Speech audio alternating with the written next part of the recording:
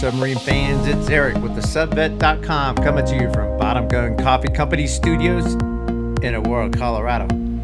Hey, it's another great episode of 15 Minutes of Submarine Life.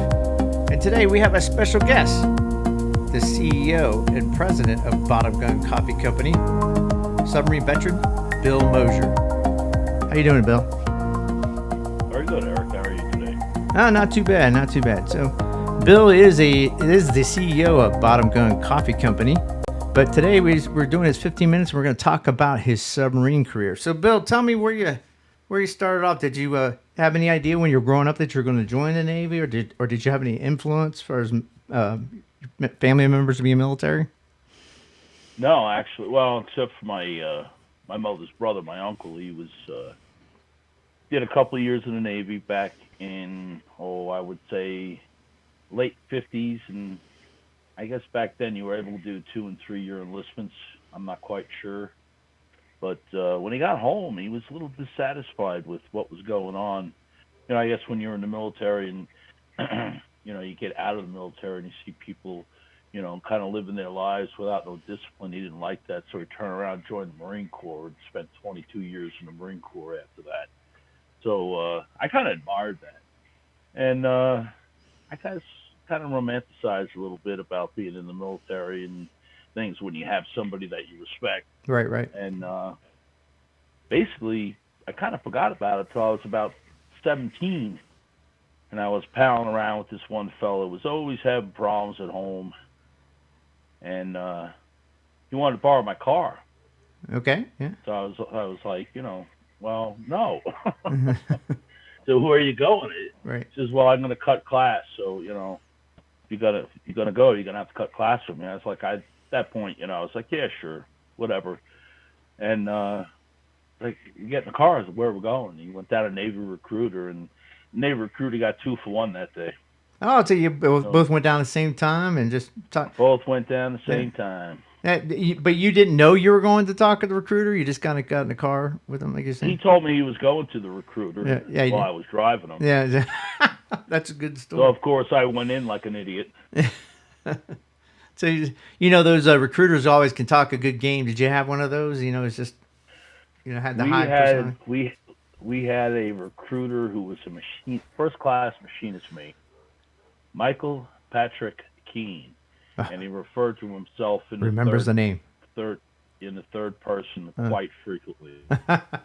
And he had the record for recruiting people off of Long Island, New York. I mean, he was only supposed to be there a year, and by the time I met him, he was already there 5 years. That's how many guys he had recruited into the Was he a boat service. sailor? So he was both of them. There was an ET and a machinist mate, and they were both boat sailers, and they just totally got you hooked. Wow.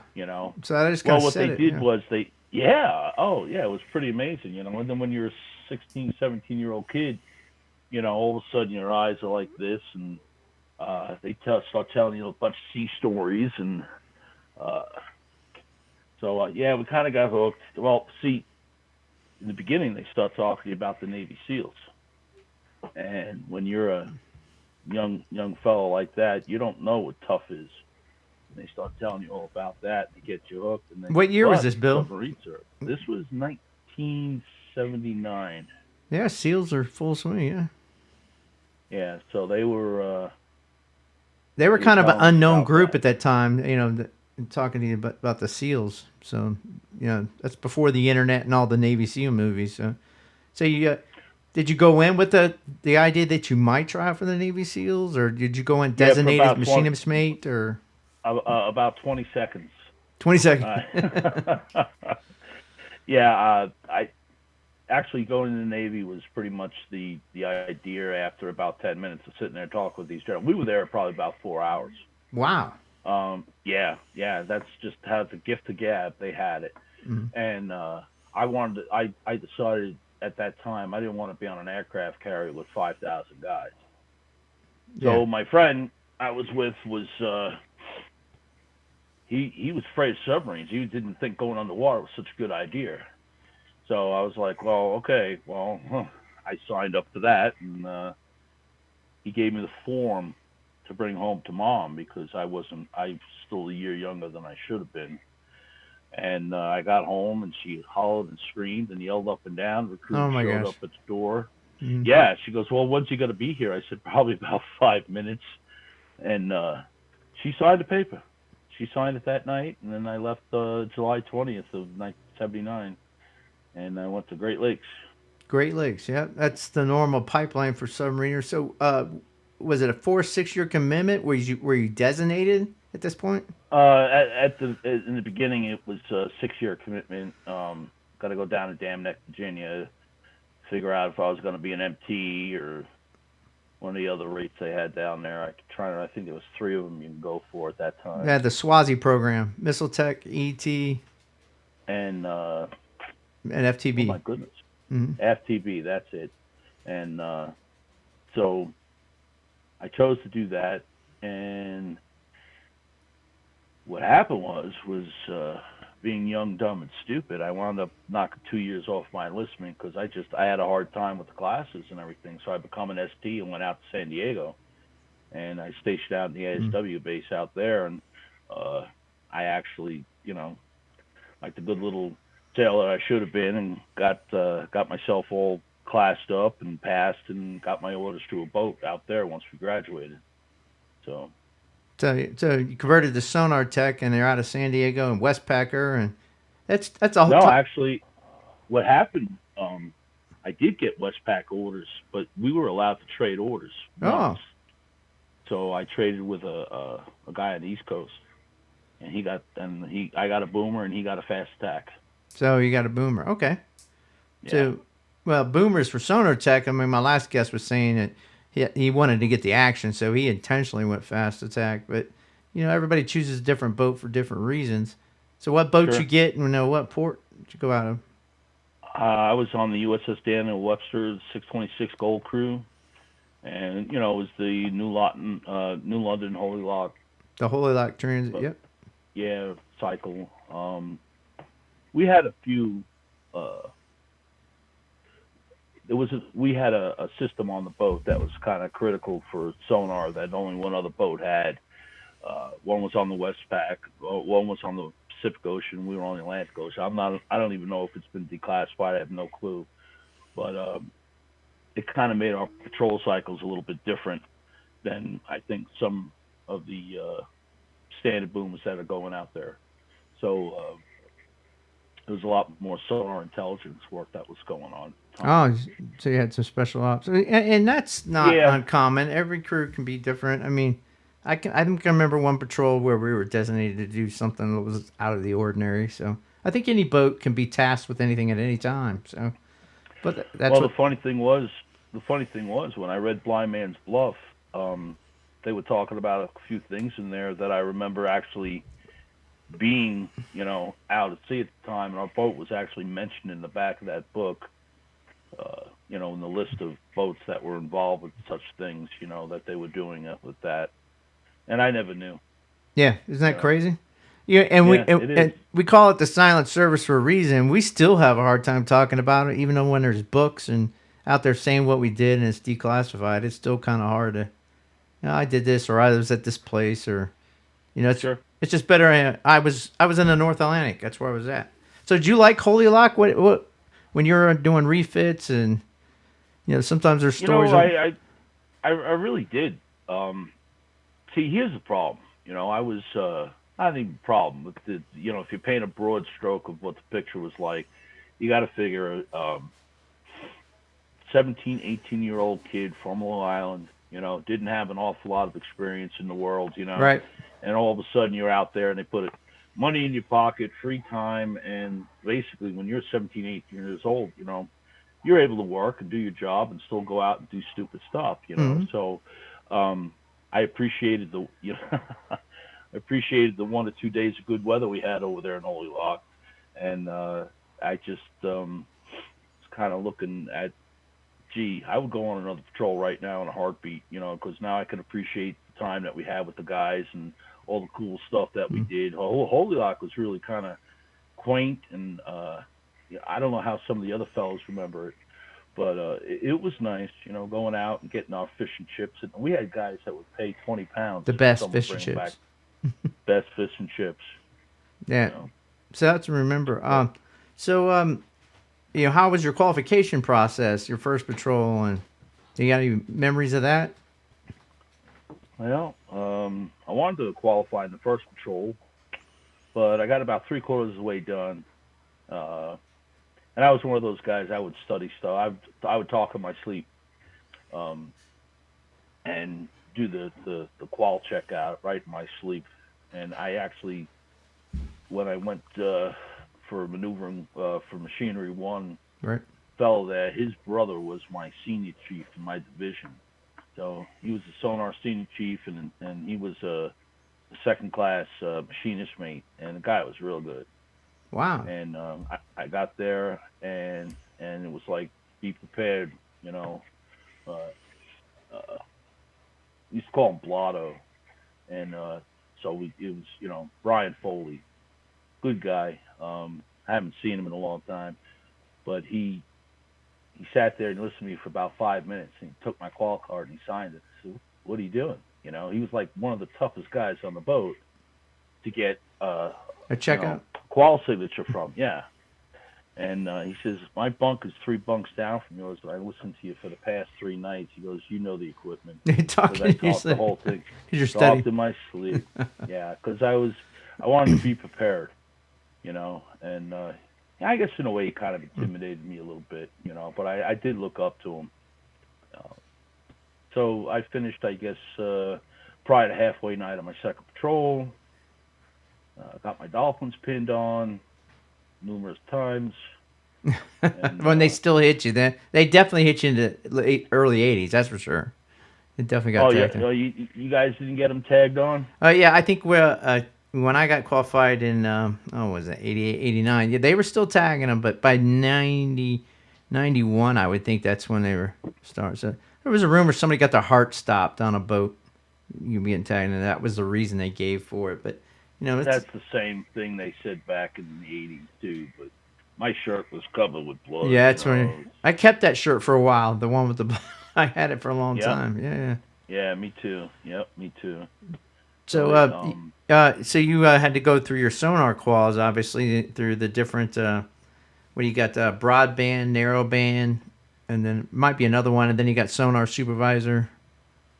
Some of the well, different. they didn't have broadband, narrowband. They had operator and supervisor back then. Okay. We had 2 passive. So, well, actually, we had a couple of passive, more than 2, but the main stacks were the BQR7, BQR21, and then we had a total rate sonar, which had all the bands on it. BQQ3, which did all our tonal analysis for things. We'd looking for Russian submarines, find that 50 hertz doublets type stuff, and um, so I guess I qualified sonar suit my 4th or 5th run because Right. they needed somebody. I got a meritorious advance in my 5th run, second class. Really? Okay. Yeah, did that, and I was LPO of the deck crew. Oh, I can't even remember when that was. That must have been my 3rd or 4th So you're run. picking up all the leadership quals, which was setting the tone for, a long career, obviously. Well, that's what my chief wanted. Uh But I being young and not appreciative of the opportunity that was set before me, I did what was expected of me and more. But I had a lot of growing up to do, and I think that was one good thing about the service. It got me grown up enough where I could, especially the submarine service, so I can get out in the real world, and pick yourself up and go do what you got to do. Right. And I believe that if I didn't rush things a little bit, I probably would have made a career out of it without a question of a Right. doubt. It's And one of the reasons why I wanted to start the coffee company, was so that I could, give back a little bit, but also, uh, perpetuate what's going on with the younger fellows that are getting into it as well. To say that it is a great opportunity for someone, because there's an awful lot to learn, and I think the pride value should not ever be understated, because it's not something that you want to take lightly. Right. You can't. You know as well as I do. Your below decks watch, someone a supervisor, your nuclear weapons security, whatever it is. Um, the gravity of it all is very gratifying. It's When you very sit immense back and for think somebody about that's 20 years old. I guess it would be 19, 20 by the time you got your it. Hmm. Dolphins, and you're starting to Yeah. realize all the different things that around you that you're being put in charge of, responsible for. I mean, here you're with probably 20 in charge of the deck game, right? 2021. I mean, Oh, probably a little younger than that, I think. yeah, LPO, You and know.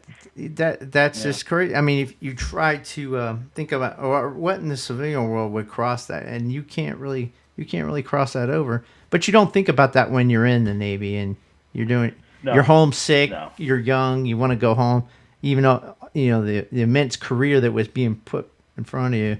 It happens. It Sure. happens a lot. Yeah.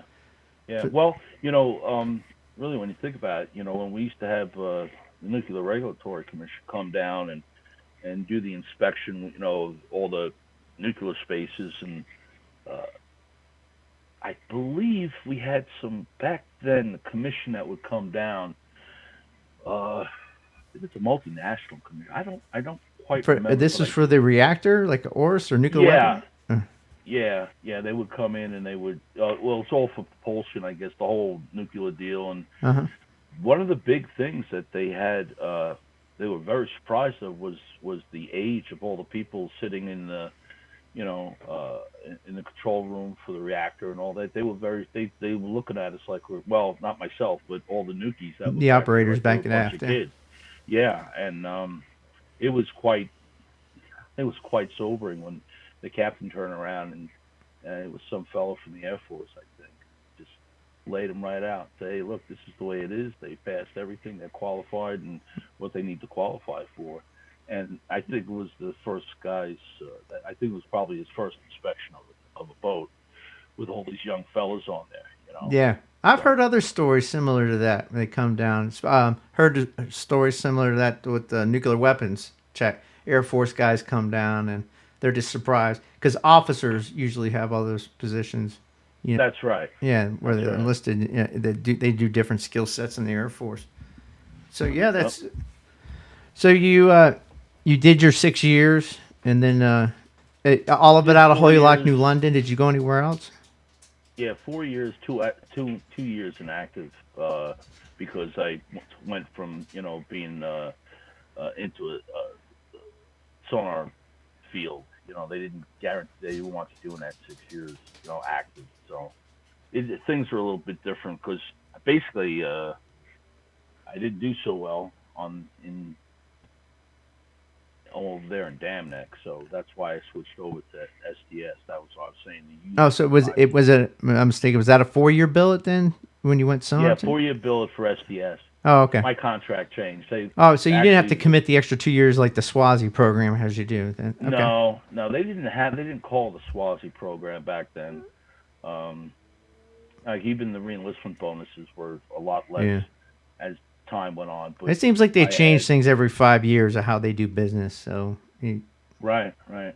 Well, I excelled in being an ST, uh, and I really kind of missed the opportunity to get on like a Seawolf class if I had stayed in, because there are a number of fellows I'm still in touch with.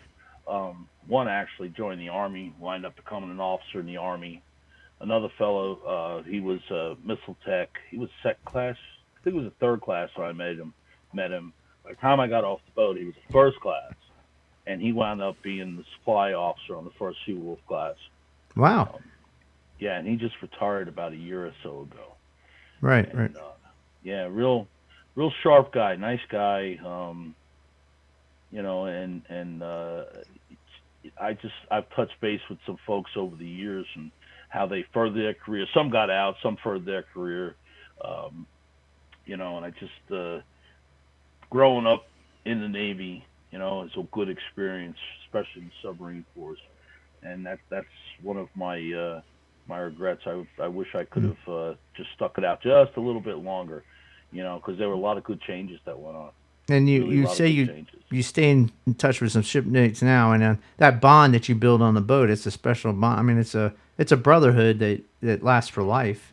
It seems like Well, so. one fella, I was in boot camp at the same time as him. I didn't know him in boot camp, but we wound up in submarine school together Right. and graduated submarine school, and we went down to Dam Neck, Virginia, and I had become pretty good friends with him there, and that's when I wound up, going from you know A school for in Dam Neck and going to A school over in San Diego for an ST, and I kind of lost track of him. Well, I was got stationed to the Webster, and I was up on the tender doing an off crew turnaround, going up for a meal, and I look over in the chow line and I see this guy standing there, and he was covered. He was in the missile shop, and I recognized him, and I went over. I said, "Dave, is that you?" He said, "Bill, oh my gosh, this, Hmm. that, and the other thing." And Yeah, yeah. I told him, I said, "Dude," I said, "look at me and look at you." I said, "I'm on a boat." I said, "Look, and man, what did they do to you?" And said, "Well, it's hard work down there and this, that." And I said, "I tell you what," I said, "why don't you transfer to my boat?" Well, I went out on one patrol, come back. He had already transferred to the Webster for my second patrol, Oh, okay. and he stayed on there. Yeah, he stayed on there for the rest of his enlistment. We stayed in touch. We stayed in contact over the years. I actually was in his wedding party when he got married, Hmm. Yeah, yeah. and we've been friends ever since. As a matter of fact, I just spoke to him last week, Hmm. and he's moving back out to Kentucky. He was on the East Coast for a while, working for his son for a roofing company, and now he's going to be working for Amazon. Another fellow is in my division, Rick Parker. I'm still in touch with him. I stay in touch with him on LinkedIn. I don't do an awful big Facebook presence, Right, right. but he's been around all these years. There was quartermaster I'd known, and a few other guys, Hmm. and you're surprised too. You get on this Facebook, like Ed Simpson. He was a spy officer. I picked him up on Facebook years ago, and a couple other fellas out of my division. One fellow was he was an E3 when he showed up, and now he's this big safety officer for a big corporation. Right, And right. it's nice to see how everyone kind of blossomed. Either they stayed in or they got out and they did well for themselves. Mm. And everybody's life path seems different. I mean, it just appears in different ways. It's just like you said, people can be vice presidents in companies, or they've started their own company, which is similar to what you have done. Can you tell us? Let's tell us what everybody's waiting to hear. What got you into coffee? Well, a long time ago, my grandparents had to leave Germany for a specific reason. I think they call it World War II. Yep. They got out of there by the skin of their teeth back in 1935. Wow. My grandfather had been coming back and forth since the 20s, so he already had a sponsor. And my grandmother was pregnant with my dad, and they made it over here. And there's a long story with that. There's a lot of intrigue. My son had been finding out. It seems like my grandfather ran away with his employer's daughter, who was married to someone else who was pregnant with my father. A little bit of drama. This is what, yeah, this is what my son has put together over the years. DNA testing and things like that. Your Well, lineage. Yep. anyway, yeah. So they made it here. She wound up passing away, giving birth to my dad. Uh, Grandfather was an only parent. Met his high school sweetheart who had made it over here, who was working for people that were actually on the Hindenburg until it burnt to the ground. She was a maid, Wow. and said they I don't know how they hooked up, maybe through the small German community in New York, and they were foodies. He wound up working as a chef. Right. He worked at a watchmaker shop in Germany, which is funny because my son is a watchmaker. So, skipped a generation or two. Anyway, um, they were foodies, and it just got to the point where by the time we were born, we went to Grandma and Grandpa's house, and she'd make this coffee, and I was too young to drink it, and it would always drive me nuts because it was always the German apple cake and the coffee. Well, finally, one Sunday, my father said, "Let him have coffee." Damn it! So I had a cup of coffee. I had a cup of Grandma's coffee, and I've never had coffee like that before in my life, and I haven't really, I've been looking for it. So I would go out all these years and adequate coffee, how to make coffee, what's the best pot to use? Do you use a Farber or a percolate pot? Do you like the drip pots? Those come out when I was a kid. So I was always looking for the best cup of coffee. And it always seemed like, when you went to these really nice restaurants, they had good coffee, but they never tell you whose it was. Right. So as time went on, I started searching, and I was never really satisfied. Um, until I hooked up with a roaster and through my son and some people, and we wound up getting a proprietary blend. And for about a year, my son was like, you want to sell this? It's like, yeah, sure. You can work towards your retirement. You can do this, that, and blah, blah, blah. So push comes to shove. Without him telling me about it, he wound up writing the code for this website and came out here for a visit. He was on his way back from Seattle last July, and he says, "Do you want to do this company or not?" I said, "Yeah, that sounds good." So he threw the website up in 4 days. Wow. And yeah, and this whole coffee saga has been it's quite a run so far. A lot of folks are telling me they can't go back to drinking Folgers or this, that, or the Yeah, other it's a thing. unique taste. It's definitely Yeah, it just yeah, explodes when in flavor when you try it. yeah. It's got a nice flavor, and it's something I've been a coffee nut for many years. I drink about 8 cups before I go to work every day. Right. Well, what about the coffee on the boat? That old World War II coffee. You drink a lot of coffee on a boat too, or Yeah, I did. I drank a lot of that. What do you want to call it? The it came in the vinegar and big acid. cans. It wasn't that great. We usually brought Folgers with us, huh, when we went. We would put some money Yeah, you were together. fortunate that you were able to do that Yeah. because we get those number 10 cans, and Mm. uh, you got a fresh pot, it was good. Mm. Yeah, coffee's a But big part of the Navy life. It always has been.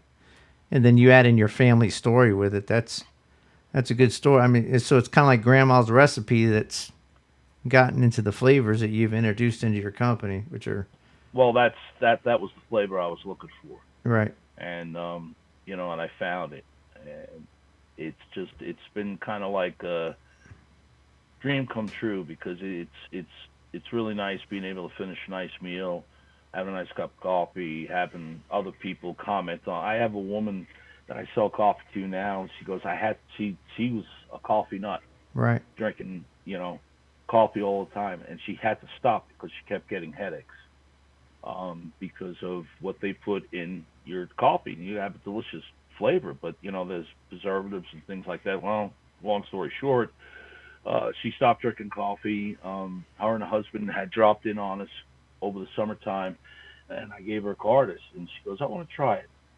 Well, P.S. She tries the coffee, she buys it, and she doesn't get any headaches. So she turns around, she buys 5 pounds, and then she was like, "You know what? I want to buy 5 pounds every month for the next half a year." So, and she's a tough customer. She's a business owner on her own, and uh, you know, they're not easy. I don't want to say not easy to please, but they have discerning taste, and they're not frivolous. So for Right. her to go that, you know, to go that far as to, she just really really likes it. It's just great coffee. It really is. So if you haven't tried that, listen to this podcast. If you haven't tried that coffee, we recommend you go to Bottom Gun Coffee Company right now. You go to the website, and then you can. And we're offering a special discount right now. Matter of fact, of Sub One. If you put in Sub One when at checkout, they get you 20% off of the products on Bottom Gun Coffee Company, which is a great deal. And then you hear Bill say, and I've tasted it too, and it is fantastic coffee. There's just something about when you taste it, you cannot place it with any other coffee when you try to think. The coffee stands on its own. It's great stuff. So, so Bill's in Ansley, Nebraska. There, he's kind of like me. Ended up in the middle of the country after a Navy career. So it's a great town. It's great folks there. In those small midtown Nebraska. Is there anything you can tell us about Ansley? Town of 400 people, It's a small town, huh? and small town, small town values, very sports orientated. Ansley's been around since late 1800s, and there's a lot of history here, especially in the surrounding rural communities. There's towns of 300 people, 128 people, 600 people. And these are all farming towns, pretty much, right? Mostly farming towns, farming, ranching. Then and then Burlington Northern Railroad comes through here, and a lot of corn, a lot of cattle. And now, because we're pretty close to Kearney, which is the largest city, there's a lot more metropolitan things going on there. But boy, you're out in the country, and you drop what you're doing and go fishing. Right. In a few Just minutes, got that, man. leaving work. So it's if you.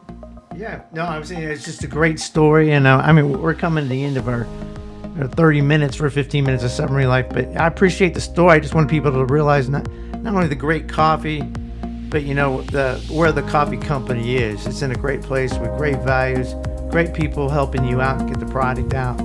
So it's just a great story all the way around. So yeah, Bill, I appreciate you telling us your submarine story today.